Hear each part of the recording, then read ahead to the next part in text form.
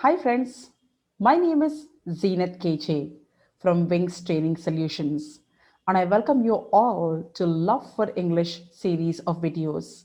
In this video, we're going to talk about parajumbles. We're going to discuss the tricks and the techniques to crack questions in such a manner that it's going to help us to crack each of the questions within 30 seconds of time. So why wait? Let's get started.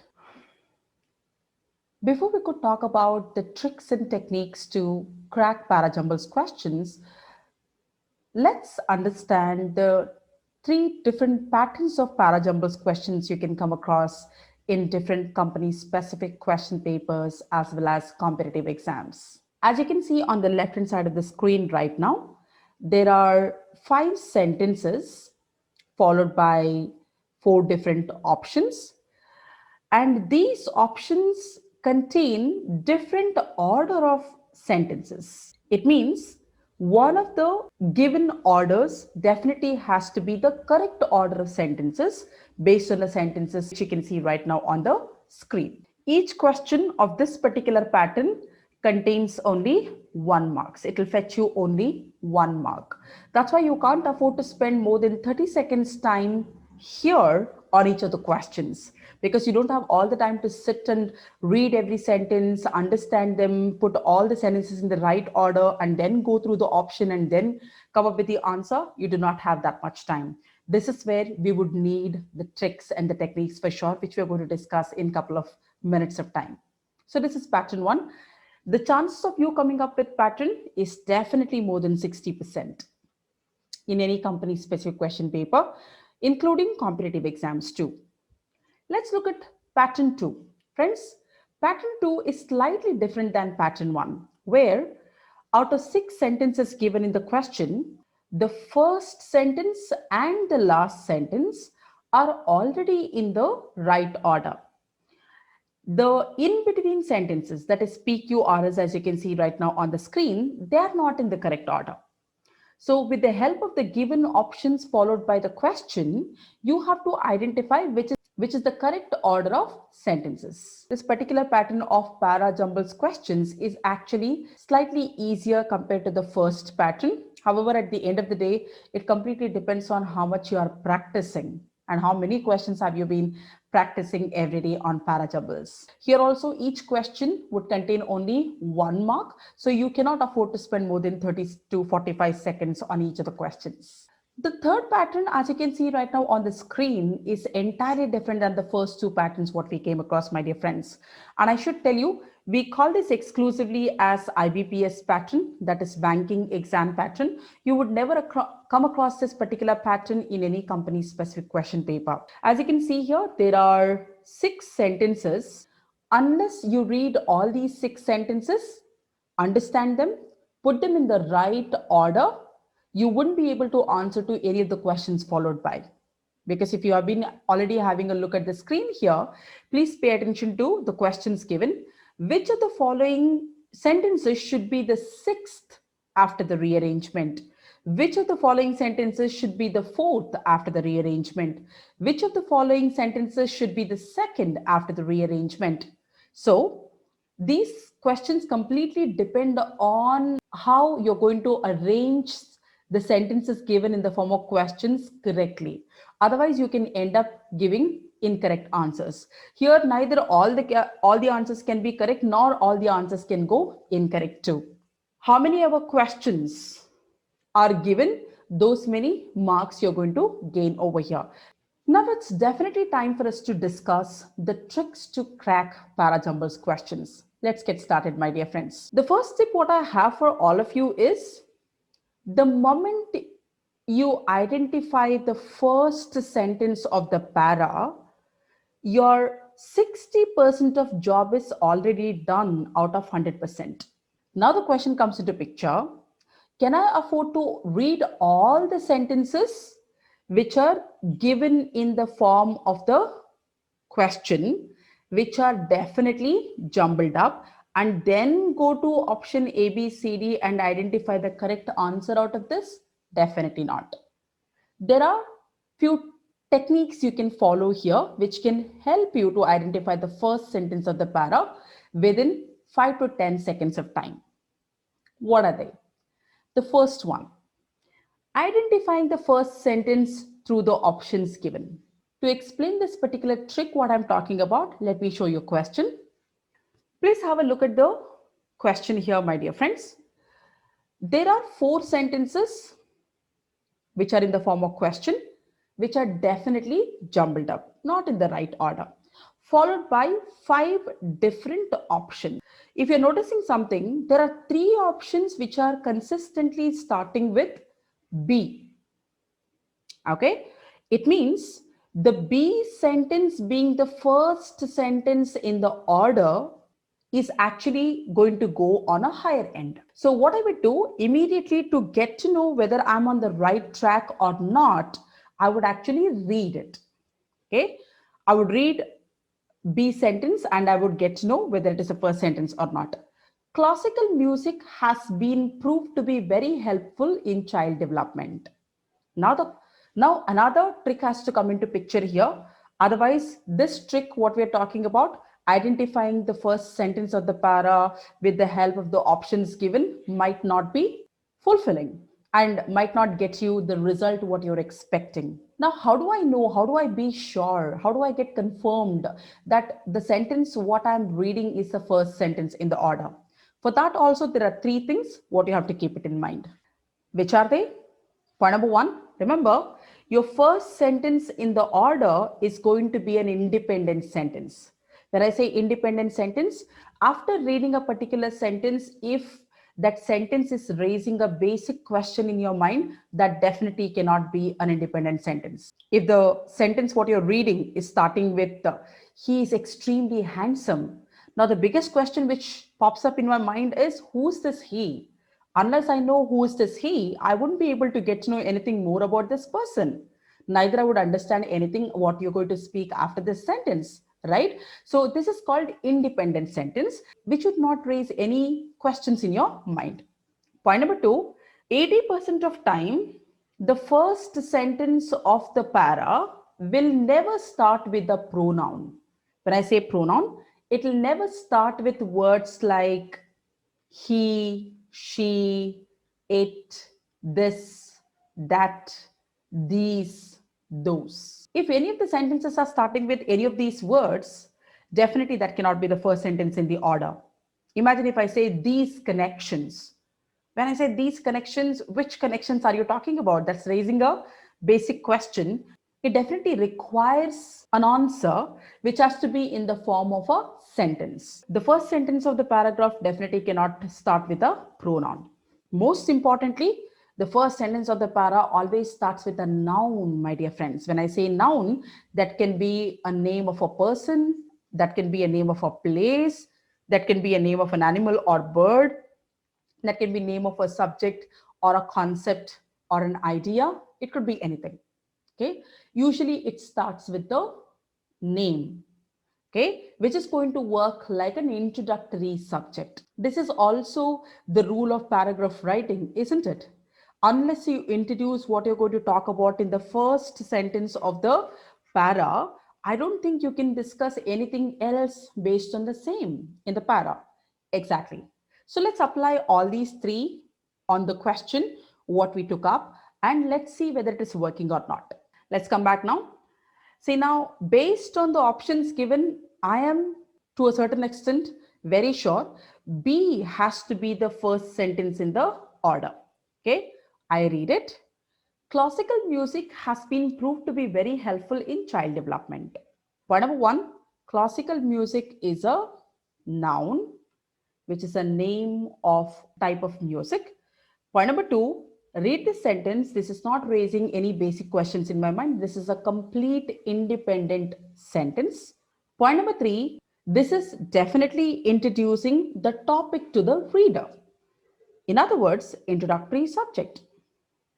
So as it is fulfilling all the 3 factors what we discussed in the technique, I'm 1000% sure B has to be the first sentence in the order, based on which option B and option C both are eliminated. There are 2 options which are actually starting with the BD. It means D being the second sentence in the order has to be on the higher end. Going back to identifying the answer based on the options given to the question. Read D. The research has demonstrated that listening to classical music increases the rate of nervous connections in brain. Now, this is actually supporting the idea what we started with in the first sentence. Okay, in the first sentence it says classical music has been very helpful in child development. Now the second sentence, that is B, is definitely telling how it is very helpful in child development. So definitely based on this, option E is eliminated, correct? So the moment you identify which is the third sentence in the order, A or C, you will automatically get the answer. Okay, let's read A. By increasing these connections, point to be noted, my dear friends, by increasing these connections, this is a pronoun. What connections are they talking about? It is the same connection what they are discussing in sentence D. Which connection are they talking about? Nervous connections. So definitely A has to be followed by D. It means my answer to this question has to be option D. With the help of the tricks, what we learned, it's very easy to identify the first sentence via which you can even finalize the answer to the question. Now let's move on to the other techniques. How do we identify the beginning sentences of the para? However, please understand this particular technique comes with the terms and conditions applied. This works out only up to 70 to 80%, not more than that. If a sentence is starting with firstly, first, and foremost, initially, at the outset, that particular sentence starting with any of these words could be the beginning sentence of the para.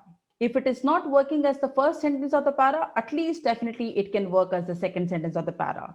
Maybe in the first sentence you introduce the subject and then you are discussing the features of the introductory subject. Or maybe you're talking about the benefits, advantages and disadvantages of the introductory subject in the followed by sub sentences. Then in that manner also it can help. Okay. If any of the sentences are starting with any of these words, that could be the beginning sentence of the para. How do we identify the central part? By any chance, see, usually every para at least consists of minimum 4 sentences. Max to max, it can go up to 6 to 7 sentences. This is only in the terms of para-jumbles questions what I'm actually talking about. So please do not apply this to paragraph writing. A paragraph can be lengthier than what you have been expecting for sure. Okay, look at the words here. Whenever a sentence starts with moreover, however, notwithstanding, nevertheless, definitely that particular sentence starting with any of these words can be the central part of the para. It means it can either be the second or the third sentence of the para for sure, depending on the total number of sentences in the para. That's very important. Let's go to the next one. How do I identify the last sentence in the order? If a sentence is starting with words like concluding, thus, hence, finally, at last, last one, lastly, last but not the least, etc., then the chances of that particular sentence starting with any of these words could be the last sentence of the para. This also again works up to 80 to 90% for sure. So this is very important. This could help you to a greater extent.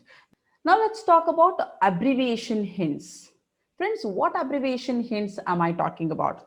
Imagine there are 2 sentences in the jumbled paragraph questions. One sentence is actually starting with IMF, another sentence is starting with International Monetary Fund. Now, what is the rule of abbreviation? You cannot use an abbreviation unless you use the full form of the same abbreviation when you're talking about this as an author or as a writer to the reader. This is actually something which is compulsory what we all have to follow.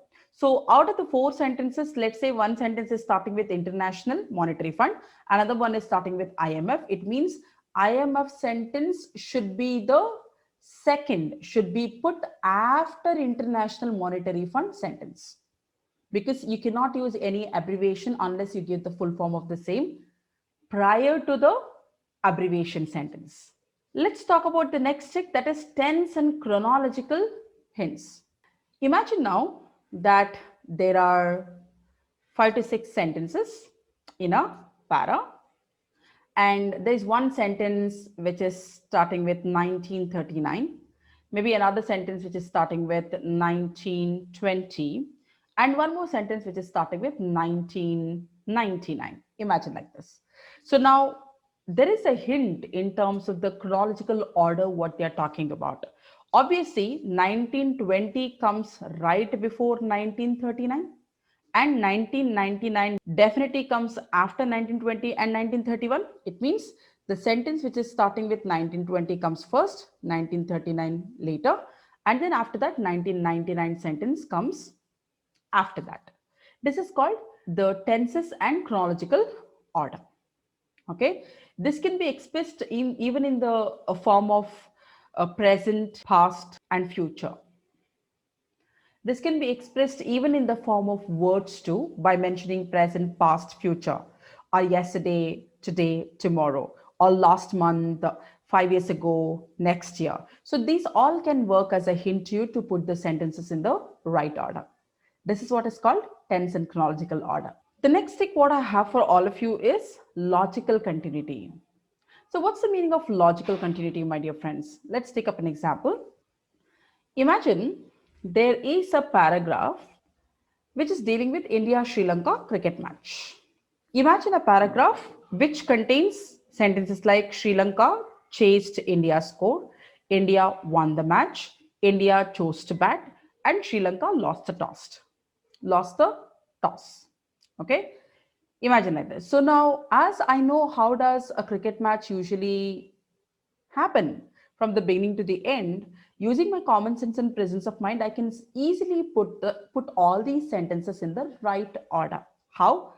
Definitely Sri Lanka lost the toss has to be the first sentence in the order. India chose to bat has to be the second sentence in the order. Sri Lanka chased India's score has to be the third sentence in the order, and India won the match has to be the fourth sentence in the order. See, very simple. Okay, this is what is called the logical continuity, which completely depends on your common sense and presence of mind. Honestly speaking, it's very rare that you will come across a question which is based on logical continuity. However, nothing can be neglected or ignored over here. That's why we are discussing even this technique too. The next trick what I have for all of you is making logical pairs, because when you make when you're able to pair one sentence with the other, that really helps to ease your effort in terms of solving the question. The first one what I have here is noun pronoun pairs. There is this sentence D which is speaking about freedom of press is symbolic of democracy. Definitely this has to be the first sentence in the order, because this is an independent sentence. It is starting with a noun called freedom of press, and it is even actually a complete sentence which is not starting with any unnecessary pronoun which is raising any questions in my mind. Now I wanted to pay attention to another sentence here. See here, it means, what means? Freedom of press means. You're already making a logical pair here. Freedom of press is noun. It is actually pronoun. They should be followed by each other. The first pair, what we discussed, noun and pronoun pair, is working. Let me show you an example for statement and example logical pair. Look at this, the sentence. It says, along with affecting the lives, along with affecting the living beings, it is also responsible for the corrosion of several heritage buildings, thus causing irreplaceable damages to them. So now they're talking about heritage buildings, right?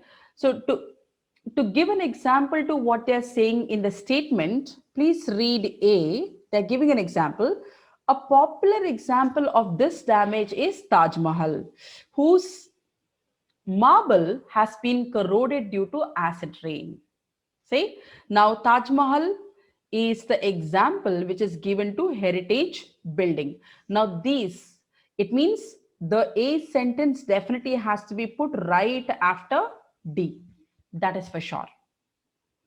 Okay, now these two become a logical pair. This is what is called statement and example logical pair.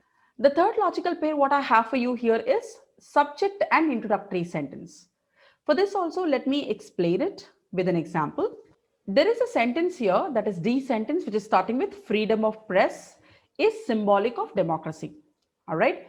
So freedom of press is actually the noun, point to be noted, which is a name of a concept. And this sentence is definitely an independent sentence, which is not raising any questions in my mind. It's not neither starting with any pronoun. So it is actually fulfilling all the criteria what we discussed in the initial stage of the video. Okay. But I want you to pay attention and read the next sentence here, that is B sentence. It means that the pressmen have every right to expose matters related to public and national interest. Point to be noted, it means. What means? Definitely freedom of press means. Friends, freedom of press, noun, it is actually pronoun. It means D and B can easily be made a logical pair based on noun pronoun combination. That is one combination what you can see. Let me show you the other combination too. After reading the B sentence, you must have understood it's actually working as an introductory statement to the subject. See, in the first sentence, I only have freedom of press is symbolic of democracy. Nothing else I have. But in the second sentence, it's explaining what is freedom of press is all about, which is nothing else but introductory sentence. Okay, which is working like an introduction to freedom of press. This is also one of the logical pairs what you can easily make, which is called subject and introductory sentence logical pair. The last but definitely not all the least technique, my dear friends, to crack Parajumbles questions, that is correlative conjunctions pairs. If one sentence out of the given sentences, let's say, is starting with either, and the other one is starting with or, it means these two have to be paired with each other. This sentence has to be put right after either sentence, because either and or correlative conjunctions. Likewise, neither nor, not only but also, if only then, former latter, but then, on one hand, on the other hand, everything helps you to put the two sentences in the question as a pair, which makes your job easier. Well, friends, those were the techniques what I had to share it with you all to crack any Parajumbles questions. However, keep one thing in mind. At the end of the day, whether it is reading comprehension or Parajumbles, the only thing which can help you a lot to a greater extent to bring in an effective result is practice, more practice, even more practice. That's all I've got for all of you, my dear friends, in this video. I'm going to be back very soon with another video with lots of learning. Until then, please do take a great care of yourself and have an amazing time ahead. Thank you so much for watching the video.